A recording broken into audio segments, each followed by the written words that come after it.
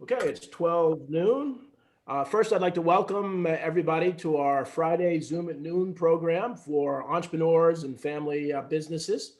My name is Dale Caldwell. I'm a professor and executive director of the Rothman Institute of Innovation and Entrepreneurship. We are pleased to have two people that I call and consider friends, Courtney Villani, the president of the Villani Bus Company, and Mark Speckhart, international sales agent from ZCS Company, and for much of his career had been part of a family business. So before we begin, as always, I want to just tell you a little bit about the Rothman Institute. Many of you are regulars, so you know about us. So every week I want to kind of do this introduction. Our mission is to support, promote, and research entrepreneurship with a special focus on family, veteran, and really we're expanding to urban businesses to really focus on trying to use entrepreneurship to reduce poverty in urban communities. We wouldn't be able to do this without the TD Bank Charitable Foundation, Provident Bank, the Commerce and Industry Association, and Tony Russo, who may be with us later, have been wonderful supporters and sponsors of the Rothman Institute and our family business programs. One of the things that we're very proud of is that we created Family Business Week. And the whole idea with Family Business Week is to really encourage on the fourth week of October, really every day, but certainly on the fourth week of October, to celebrate family businesses and go out of your way to support family businesses. And in fact, Sue Slavin, Maura Panuski, the Rothman team, and I are probably, we'll give you a warning, going to have some kind of video contest to have people spend a day only spending money with family businesses. So, and really to track their progress around the country, really around the world. So you'll hear more about that. In addition, I have a TV show called Family Business World. Our guests today, both of them did a great job on the show. It now is going to be on Roku TV, and you can find it on rvntv.tv. And the whole idea is to celebrate a variety of different family businesses. I've learned a lot, and the audience has learned a lot about the challenges and opportunities and how important family businesses are to the economy. One of our signature programs is something called Veterans Launching Ventures, which has been around 12 years. What we do is we take veterans and immediate family members of veterans, and we take them through an 8-week program to help them develop their own business plan, and we continue to consult with them for months after that. But the whole idea is to really help their businesses come alive and become successful. We love veterans and we support veterans, and we are always seeking to include some veterans in this program. In addition, we have a YouTube channel, the Rothman Institute of Entrepreneurship channel. This video, as well as our previous shows, are on there. There's amazing, great information because we've had so many great guests like we have today. So I encourage you to check that out. Also, the past Family Business World TV shows are on that as well. Another signature program is our New Jersey Family Business of the Year. And so October of every year, we celebrate the best and brightest family businesses. And our newest category is the new family business of the year. People who haven't been around for 100 years, like the Villani Bus Company, but who are wonderful family businesses who are younger than 5 years. Our winner, I see Dennis Mukula is on the line. Dennis Mukula Contracting, for their self-reported under $10 million in sales. And so Dennis, again, congratulations. And our over 10 million, Mike Seitel and Norwalt Design. So again, these are amazing family businesses, but the applicants have been amazing. We are accepting applications. So we really encourage people, even if they've been nominated before, to do it again, because we have to in New Jersey celebrate our family businesses. This is a program that I created called Entrepreneur Zones, and we convinced the governor and the New Jersey Economic Development Authority to really advocate for it. So I'm chairing a working group in New Jersey about the creation of Entrepreneur Zones. And what are Entrepreneur Zones? Well, they're really, you may have heard of the Opportunity Zone legislation, which does wonders for real estate investors, but doesn't necessarily help the local businesses. What we're trying to do is to find some way to finance tax credits and others to help businesses and economically challenged communities to help to turn those communities around. I've written a number of different articles, happy to share those about small businesses and family businesses, but it's important. One of the things that we're getting deep into and really working with our family and entrepreneurs about this idea called coach leadership. And I wrote a book on influence, that we're all products of our influence. And so the idea of coach leadership is to understand we're products of our influences, and that that, I often talk about this circle that, we aren't just independent. The way we think and what we do is about our inner circle, our social circle, our community circle, and our global circle. And it's important as we look at ourselves as leaders and entrepreneurs to understand that.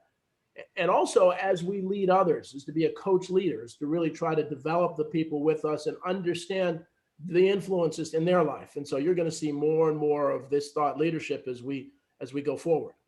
So again, with no further ado, I want to reintroduce Courtney Villani and Mark Speckhart. I'll stop sharing and we will begin.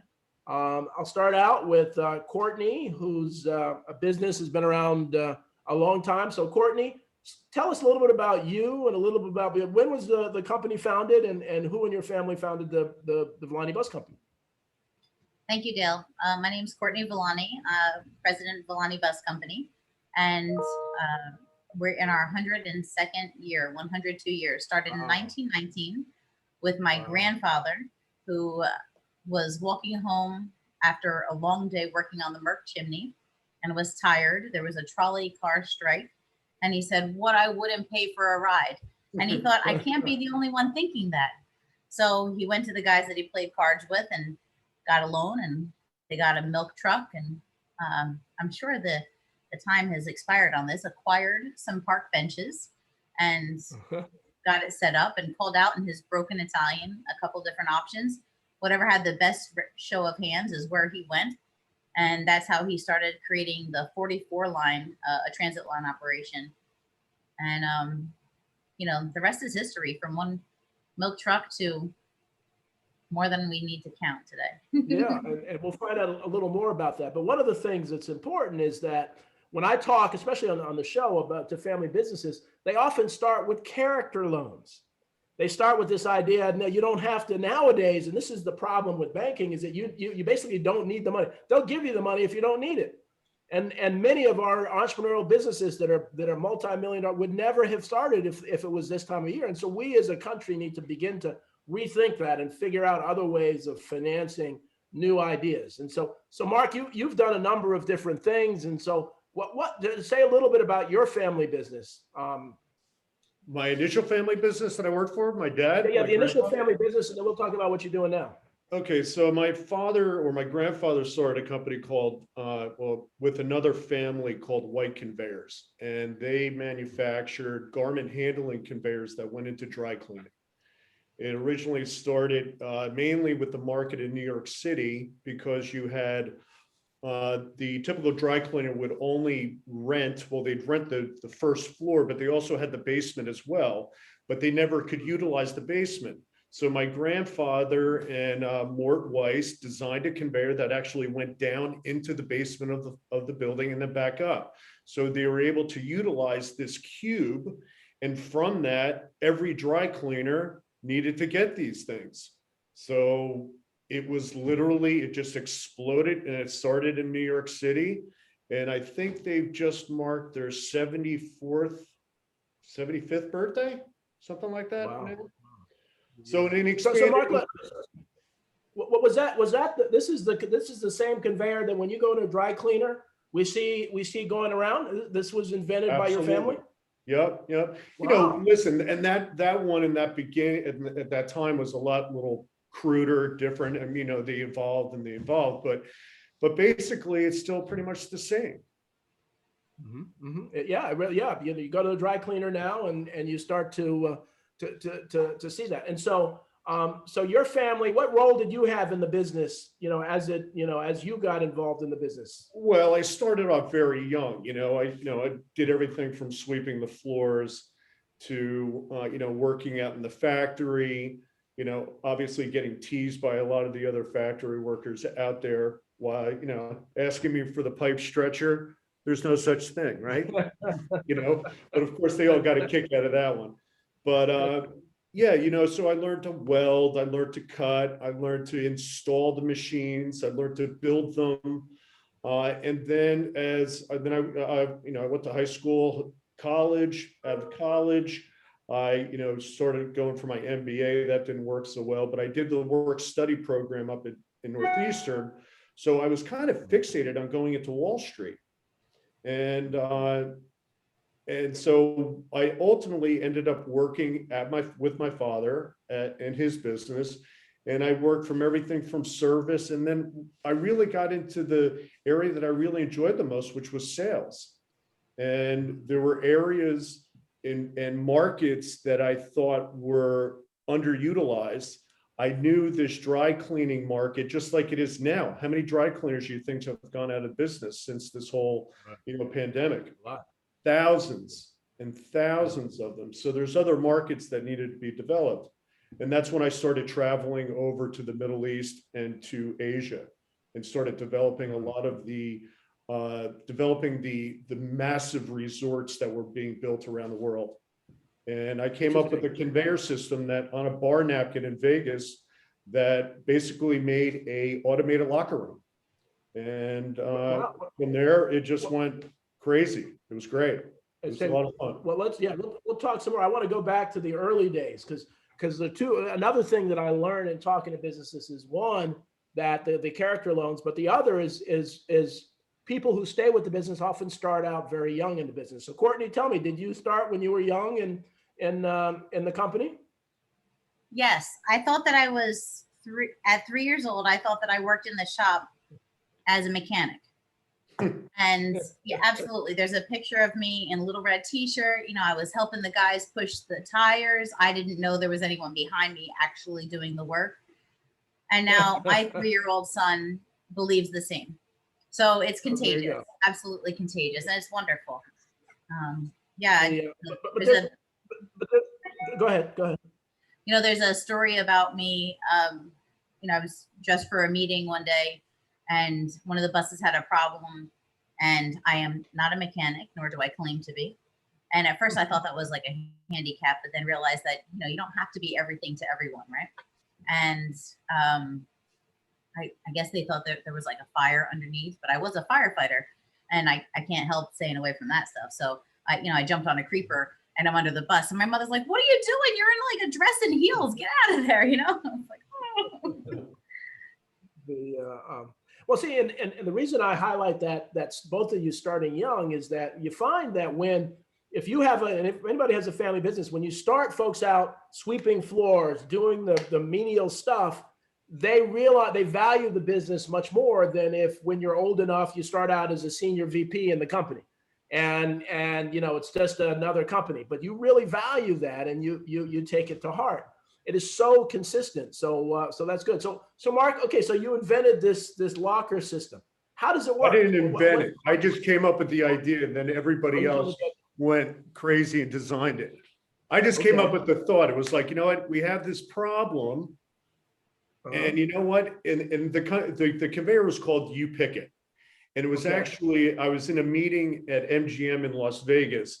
And there was a gentleman there that I was meeting with. He goes, Mark, it would be really cool because we already had the conveyors there, but they were just very simple, standard, right, left hand switch type of conveyors. He goes, it'd be really cool if the employees could reach in and just pick it off themselves.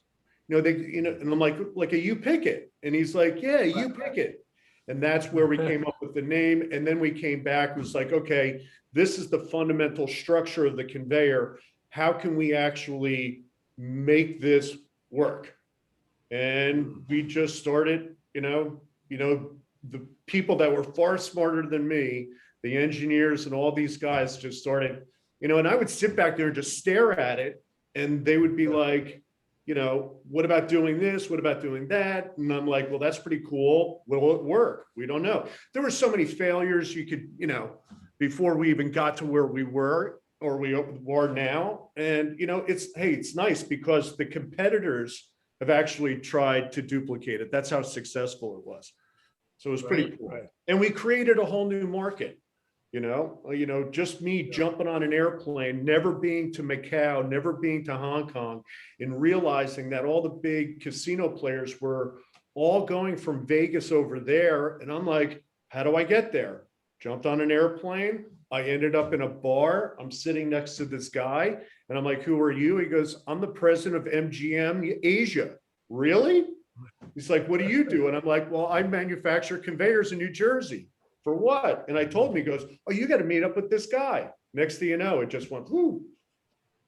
That's how. And so what do they use it for at the casinos? What is it? So at the casino, so they use it to store all the uniforms for the for all the employees. So if you go to the Okay. Venetian property in Macau, you have 45,000 employees. So what you would do is you would have multiple doors. Let's say you have 10 conveyors. Each person is designated to a certain conveyor, A, B, C, D, E, F, G, or 1, 2, 3, or purple, yellow, orange. All these different, we came up with so many different ways to identify. So let's say you're on number 3, you always go to 3, you scan your company badge, and it recognizes Dale. You're a bartender, you're in slot 186, the conveyor spins around, stops at your slot. You reach in, you grab a garment bag, you take your jacket, your shirt, and your slacks, you go up to the men's room, get changed, put your street clothes into the garment bag, scan your ID card at conveyor 3, stops at 186, you hang it, door shuts, you go to work.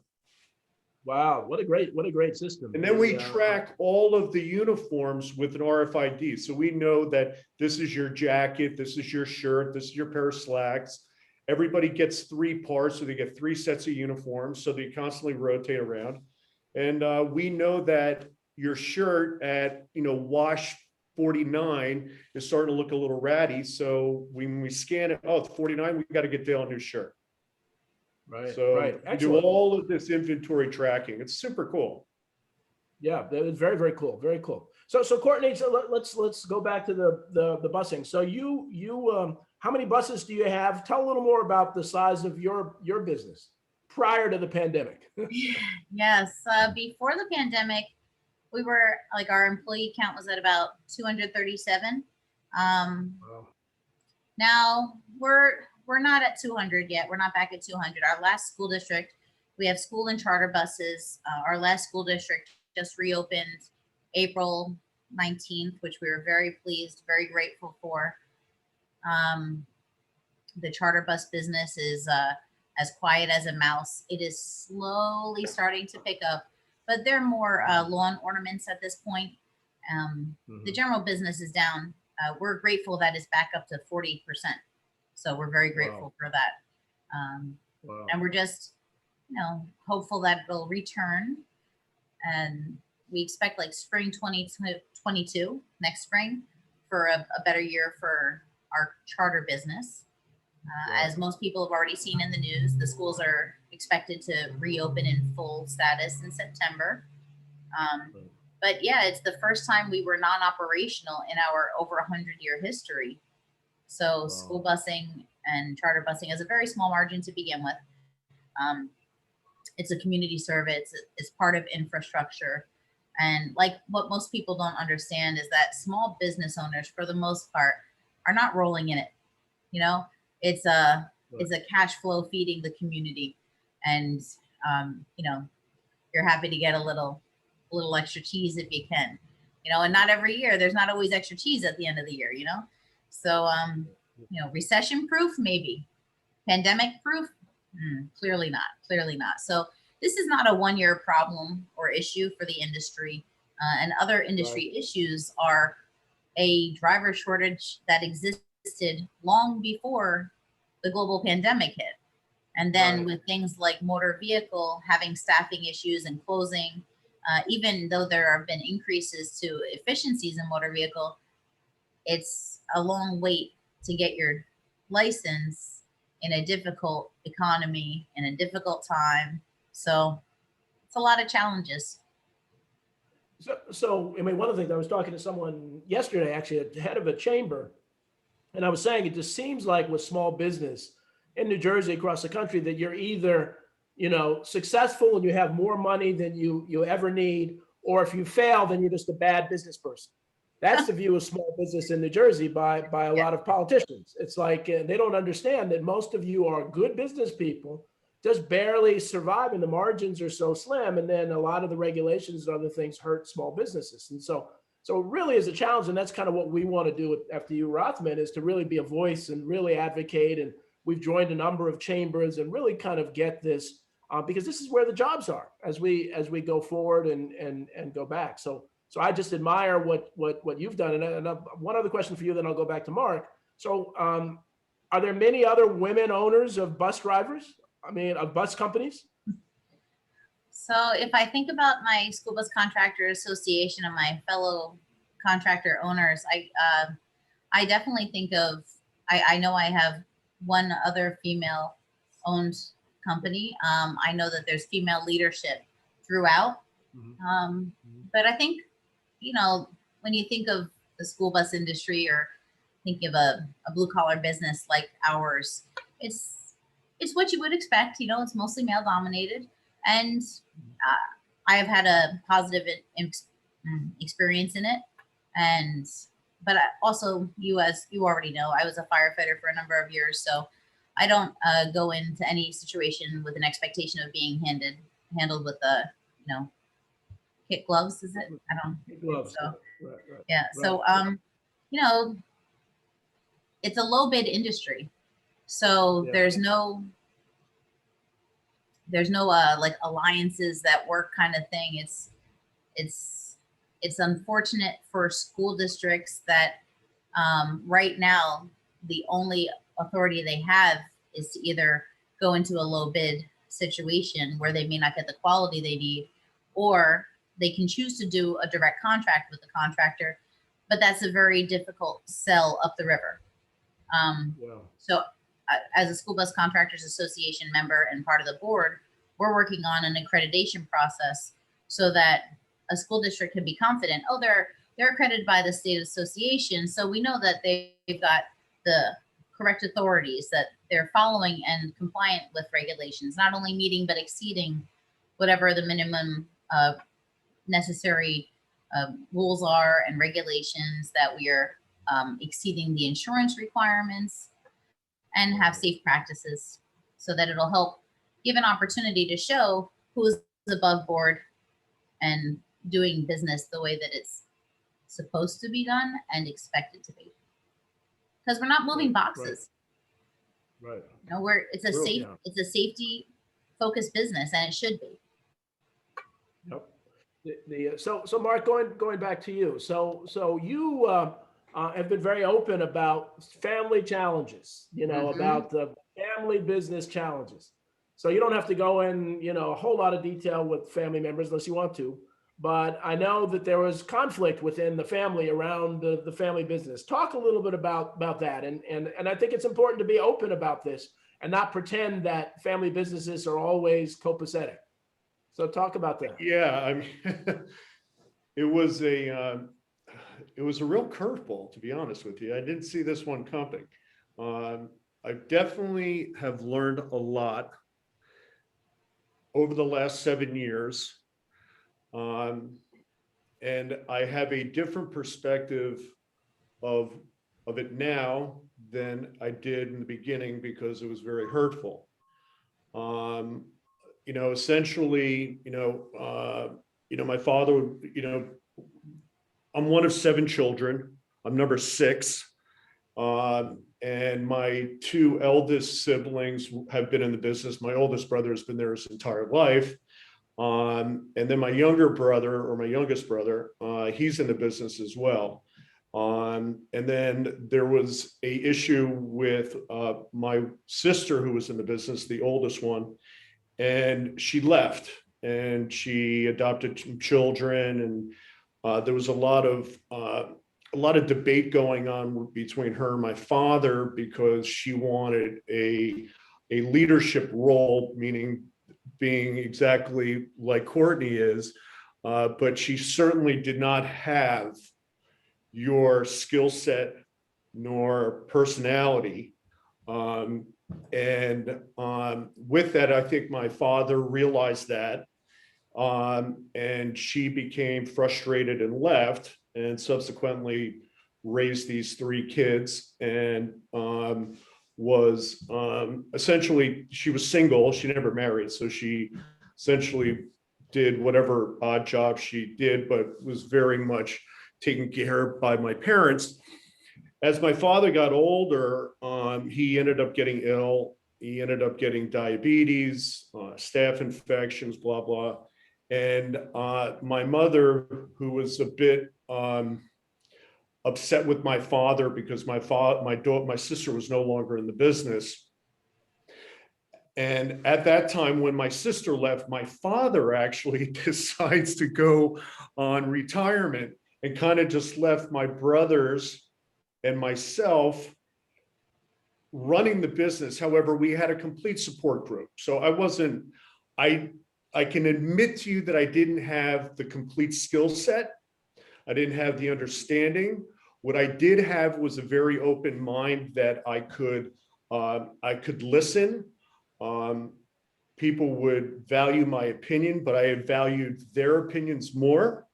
From that, I, ended up basically being with my younger brother, I was the CEO and the president, but my brother John and I were very close. My eldest brother Steve was there, but he totally different skill set. He was a tinkerer like my grandfather. He was an engineer. He was that kind of guy. He wasn't the one that would go out in front of the customer and so on and so forth. Anyway, propel us going up. Then I ended up, so now I told you I traveled a lot. So I was doing about 150,000 miles a year, traveling back and forth. '08 happened. Our core business, which was originally dry cleaning and some retail, basically dried up here. And if we didn't have the foresight to be able to go over to these places, we would have been in real deep pandemic mode. But we got through it. And it was a massive learning experience. I learned dealing with banks and dealing with, customers that couldn't pay us, and working out relationships. I really got to know what people were going through. We had a business that ran, but that smaller business person that didn't have the line of credit, didn't have that, but you know what? If I could hold on to them, we could get through this together. And you know what? From that, I developed some of the greatest, not only relationships, but I learned so much from them.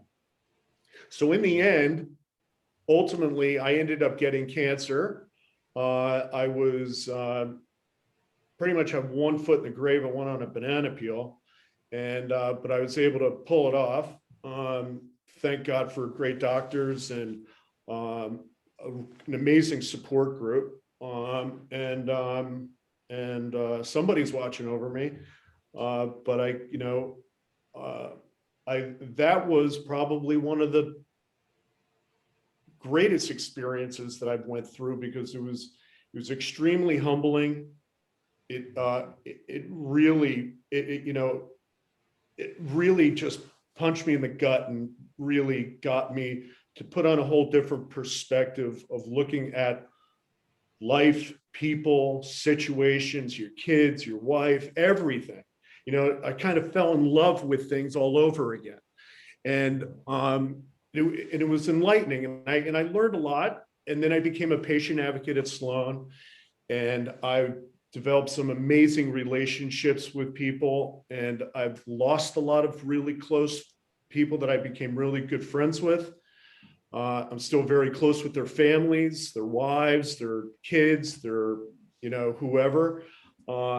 So anyway, I'm out of cancer 2 years, and my father's kind of not all there. And my mother really wanted to get my older sister back into the business. She was becoming a bit of I wouldn't say an empty nester, but the kids were getting older. And one day my father said, call the family meeting. And, listen, he had already had a stroke. There were a lot of things I'm leaving out here, but the bottom line is my dad pulls us asks us to come over to his house. My sister Mary's there, and he goes, Mary's coming into the business and she's going to be your boss. Wow. Just like that. Like, what? And then from then on, it just, listen, I'm on the bank. My house is collateral. She's got no skin in the game. She doesn't know anything about the business. And then after a year, she fires me. And I got no compensation. I got 3 kids, wife, mortgage, everything, nothing. I got 0, medical taken away, everything. Wow.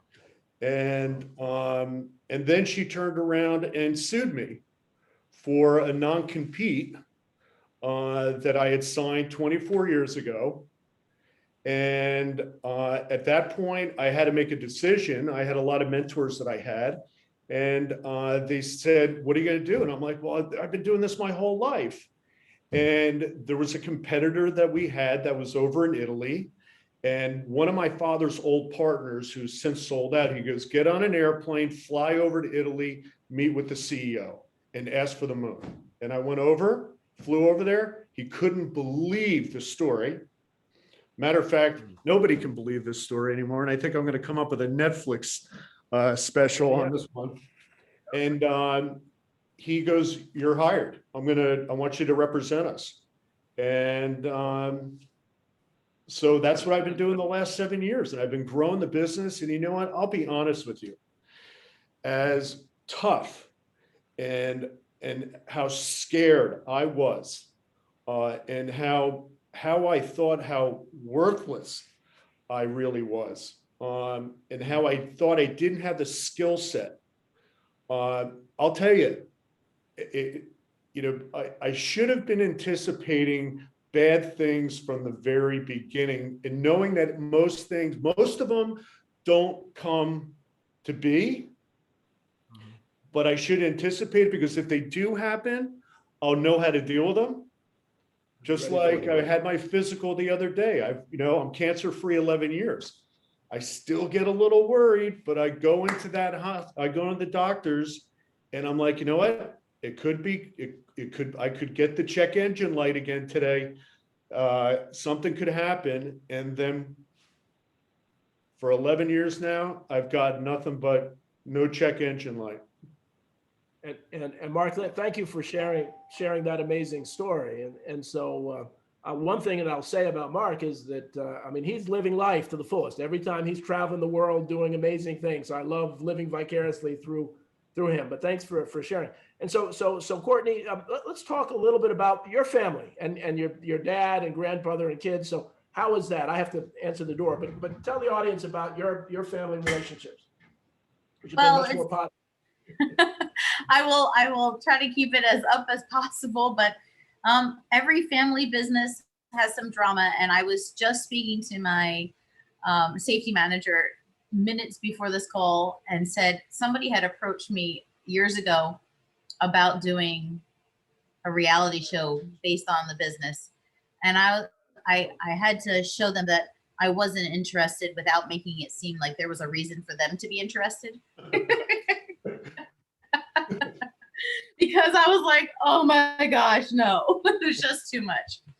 Short story, my son is 3 years old. I joined the company 6 months after 9/11 when my father had got a couple stents put in. He went through prostate cancer, colon cancer. I was just coming into the business, coming out of a nice life that I had after going to Hofstra University, and I was a firefighter. I saw a question. I was a firefighter in both Upper Blackaddy, Pennsylvania, and Uniondale, Long Island. And wow. I left my life on Long Island, came over to Jersey to work in the family business. I knew while I was going to school that the only thing that I did not want to be part of was I did not want to be in business. I knew for sure with certainty that I did not. I studied everything under the moon, just not that. Don't put me in a box is all I thought. And I came over and I worked in the family business, and I happened to love it. I did it out of a sense of desire to be respectful for my father and his father, who created the business. My father more than doubled the business, and he was part of the great generation. He ate, sleep, breathed the business. He was it. Put the sun up in the morning and the moon up at night. He was the rooster. So I said, I have to figure out a way, though, for it to continue in a positive way, but not the same way, because I would like to have a life outside of my business. And because I'm quick, I learn fast. It only took me 10 or 12 years to not continue to have 12 to 14 hour days. So, catching on real quick with that kind of stuff, right? Um, I lost my mother when I was 20 weeks pregnant. Oh, boy. And I lost my father 3 weeks before my son's first birthday. I was very lucky to be able to work with them and have the time that I did. You never get over those losses if you're close and you're lucky enough to have that relationship. And I am so grateful that I got to know my parents as people, not just mom and dad. Because as mom and dad, you know, even as adults, we don't see all that they go through in a day to make a decision and all that they leave before, like at the door before they come home to put food on the table for us. So I was very close with my family and I'm very grateful for that opportunity. And I'm just very grateful. My husband runs the shop. I've since lost my uncle who worked at the bus company to COVID. But yeah, so you know, you want some of that never-ending story, plenty of it right here. But on the positive, I always look at it in a positive, and I had the time, I had the relationships, it was good. I'll take good while it lasted. I will take that and treasure it every day of the year.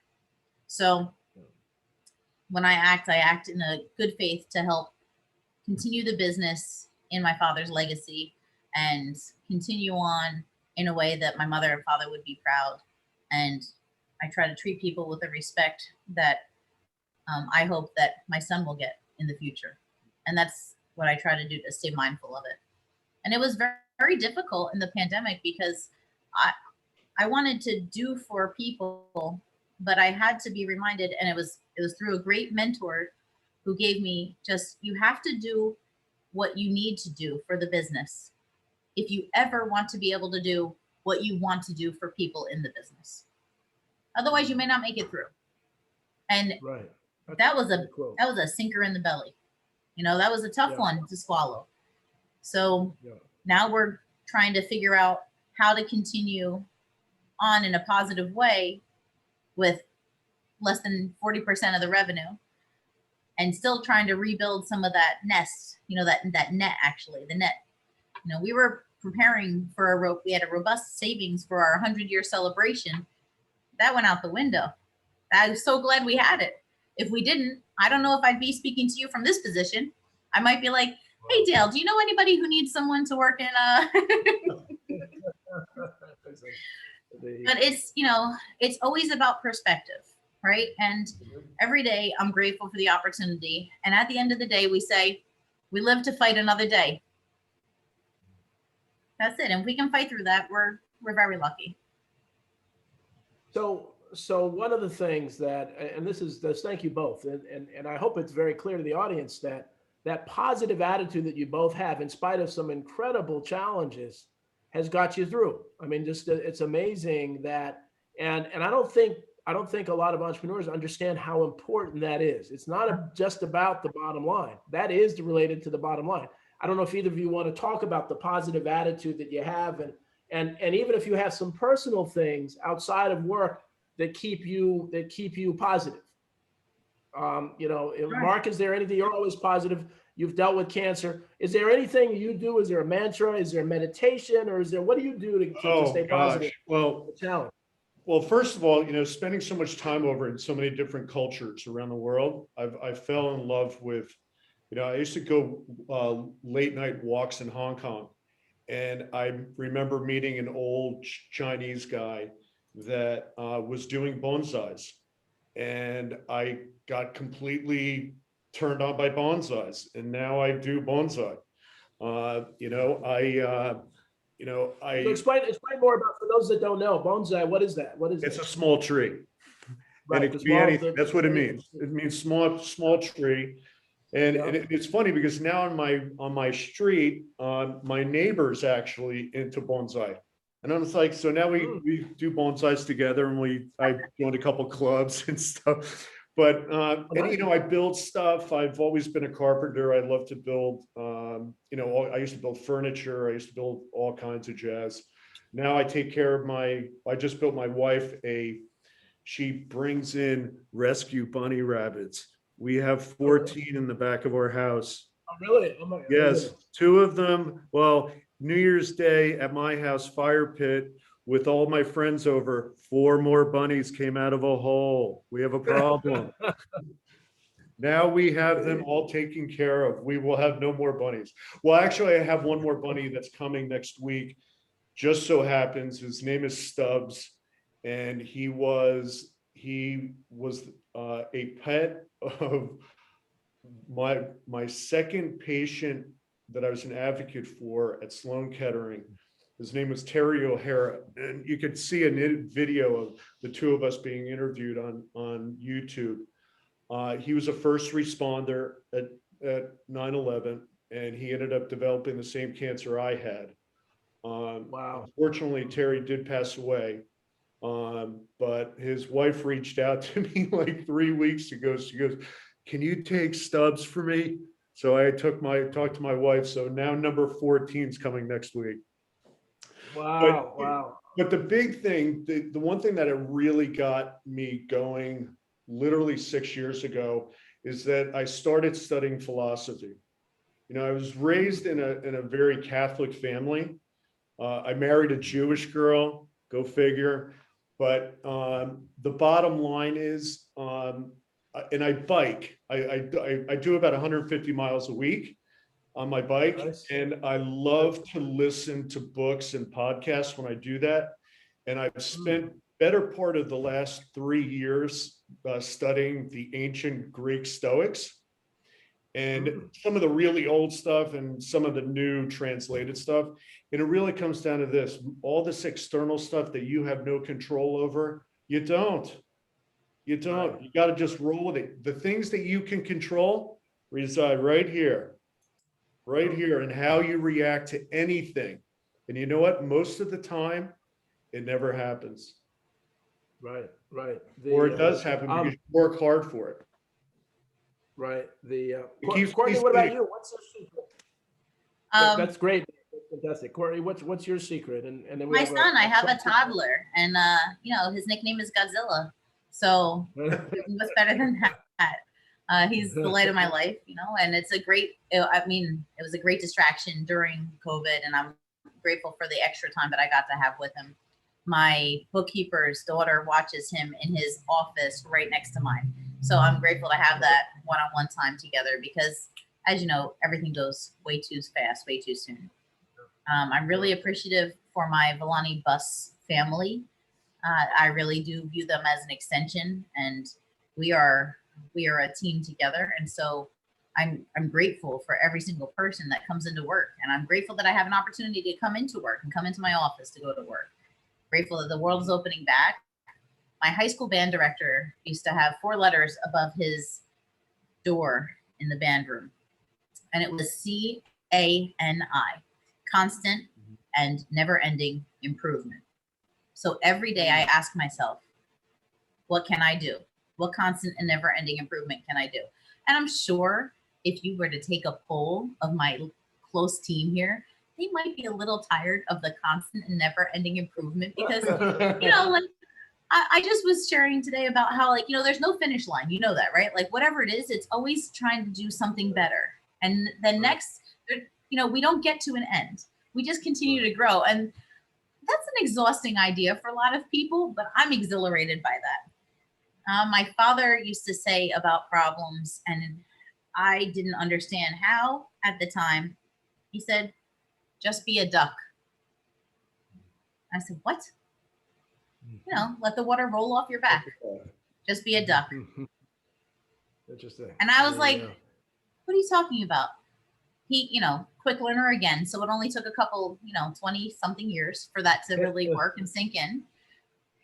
But now I don't know how to say this in a way that's not going to sound really off-putting, but I'm not a worrier because I don't believe that worry is a useful and effective tool. I am concerned about things, sure. But when I see a problem, I'm not going to just go around in circles and say the sky is falling, the sky is falling. Right. What do we need to do about it? Address it head on, like the Dale Carnegie method of what's the worst problem? address the worst and move on from there. Mhm. Once you address it to yourself internally and accept whatever the worst possible outcome, the rest is breezy. I don't mean to make light of an idea or a problem, but problems are all we have in life to deal with. Yep. So if we don't view it in a negative mindset, but how do we do this in the best possible way? It Yep. just is about perspective. So Mark, like you were saying about philosophy and just, controlling and choosing your own destiny in your mind and how we think of it and how we react to it, also still human and react in ways that I would like to improve on at times as well. So That's a great, I mean, and we all have different versions. Mine is, my worst day is better than most people's best day. So I have nothing to complain about. And so when I think many of us, especially Mark, you've traveled around the world, you know what a bad day is in other parts of the world. That is, or even a good day in other parts of the world, are worse than the days that we have. And so we need to do that. Now getting to some of the questions, there was a question about succession, and Courtney. So what is your succession plan? Now you have, you got a long time to go before 3 becomes CEO. So what do you think about succession, or have you thought about it? So before I lost my parents, it was my mother, my father, and myself. And there was an age gap between my parents where my mother was 21 years my father's junior, something like that. So Wow. when I lost my mother first, everybody was like, you mean her father, right? Because my mother was just 69 and my father was 90 at the time. Wow. Right. Wow. So, but my mother passed of a sudden onset brain aneurysm. Oh boy. Yes. And not to be, it's the reality, right? But it showed me that no matter what you plan, the plan's out the window. Right.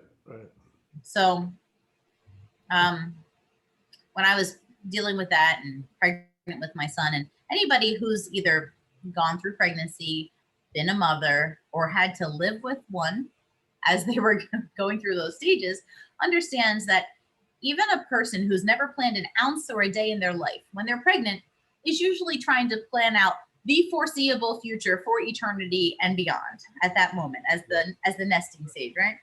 So 3 weeks before my due date, my half brother came up into the office as an unexpected visit, the only time ever, and demanded a leadership role in the company. And what are you going to do? Oh, really? What? Oh. Like, are you going to do this all by yourself? And literally pounding fists on the desk over top of a 37-week pregnant woman. And I couldn't help but laugh because I was like, do you think I do this alone? Like, sure, I feel like Superwoman some days, but I don't even know where my cape is, like,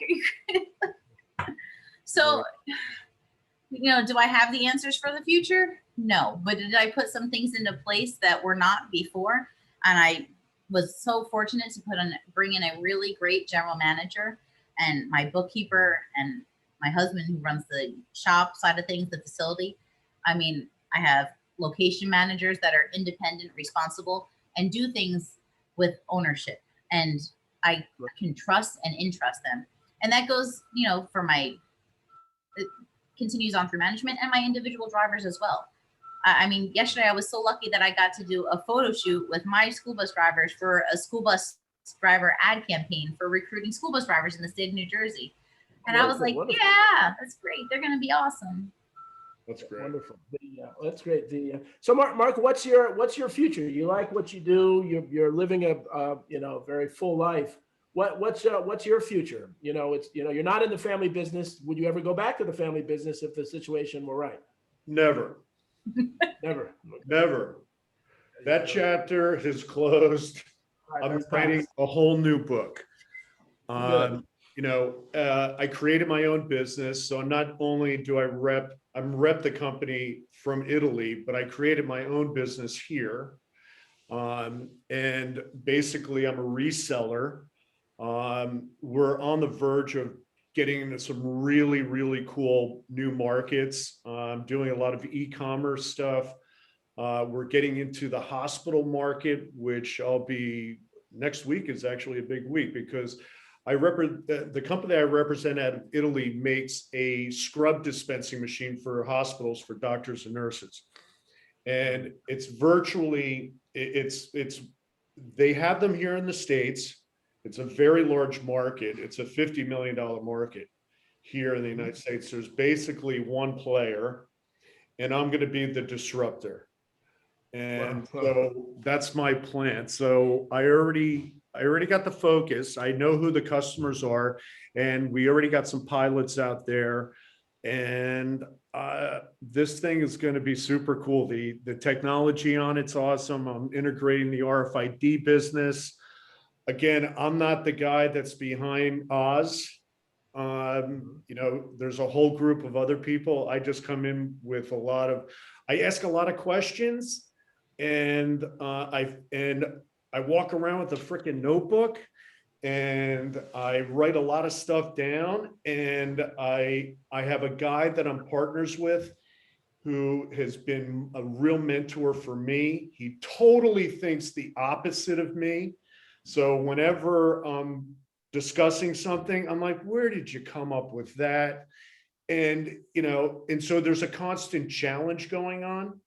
It's great. My son now is going to be a senior in college. Who knows? This thing starts to really go nuts. He's got a really great presence about him. He's athletic. He's smart. And my daughters are all smart. My youngest is freaking, she talks, she's unbelievable.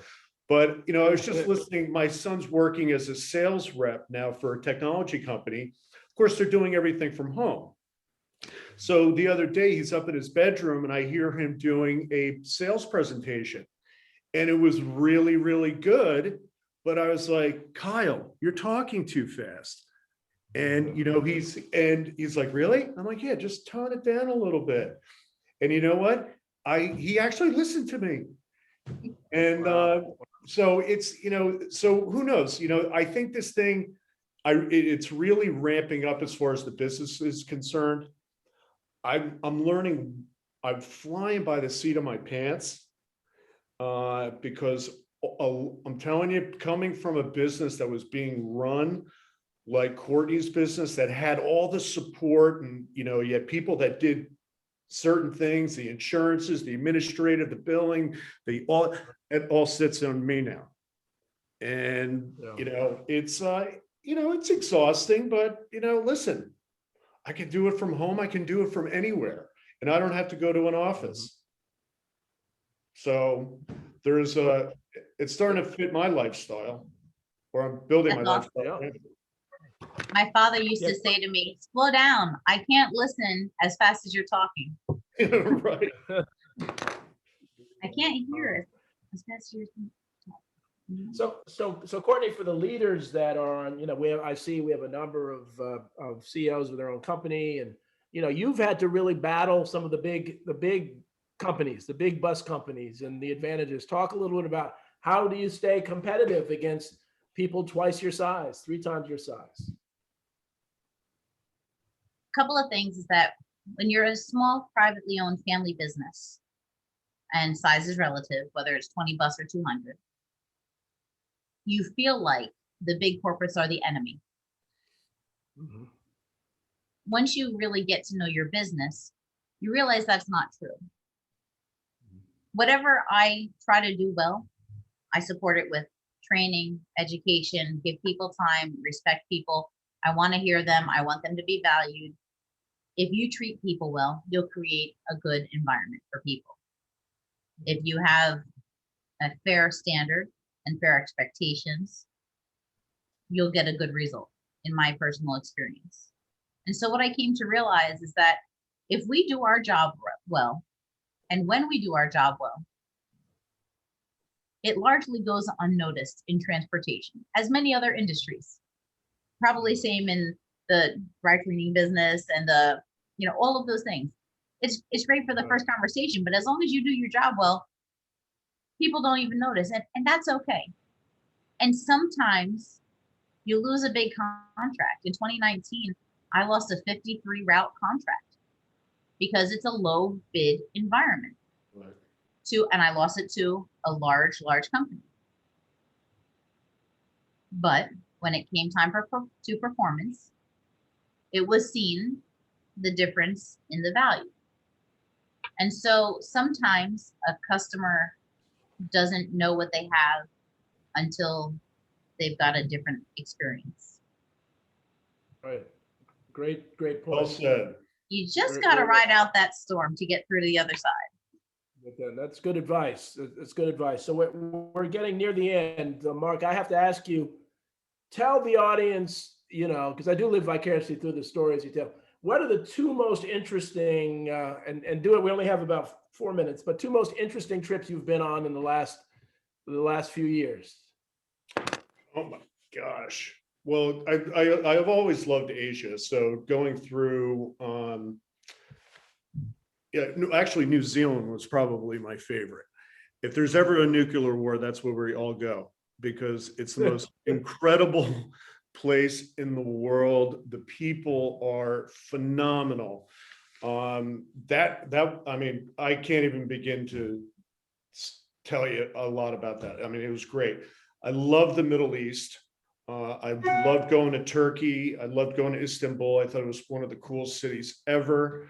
I loved going to Jerusalem. I thought going to Old Jerusalem, and literally, I remember going when I flew into Jerusalem, and I was sitting at my wife's aunt's house in Old Jerusalem, and a guy and his wife pulled up in a car right next to me, and he goes, asked me directions. I'm like, I'm sorry, it's my first time here in Jerusalem, and he said, "Welcome to God's country."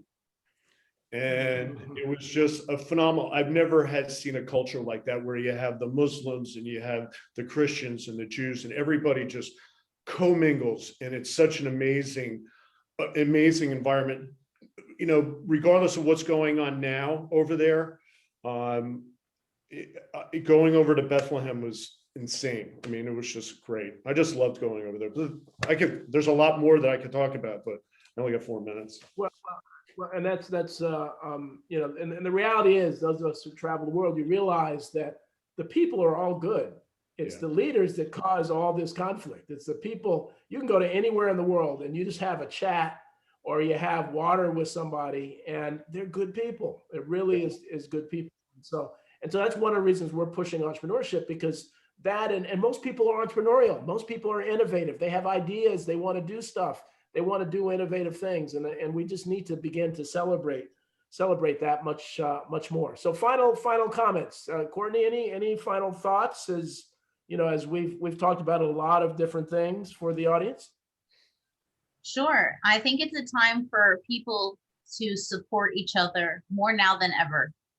People, I think, feel less secure and need more reassurance. I think that the responsibility of employers is changing, and for the better of our world. I think that we need to hold ourselves accountable to treat people in a way and give a life and opportunities and expectations that we want to live in. And remember that anybody who's coming to work is either doing it because they want to be there, and it's a choice, a free choice, or because they need to be there, and should be respected for that as well. So I think it's just an opportunity for us to all do our best for each other and our communities. That's great. A great comment. And we have about 30 seconds left, Mark. Any final words? I want to thank you for the conversation. I think this pandemic is honestly going to be good for everybody in a way. There's going to be a lot of new and great things that are coming out of this. And I think everybody's just got to embrace that. I know it's been tough. It's been a struggle. And I just feel bad for the kids because they no longer can have snow days. Right, exactly. That's the worst thing long term. So Courtney and Mark, just want to thank you all very much. As from the comments, the audience really enjoyed it.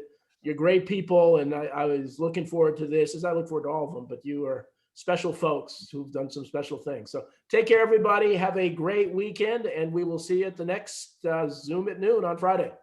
Take care. Take care, everybody. Bye-bye. Bye-bye. Thank you so much. Thank you.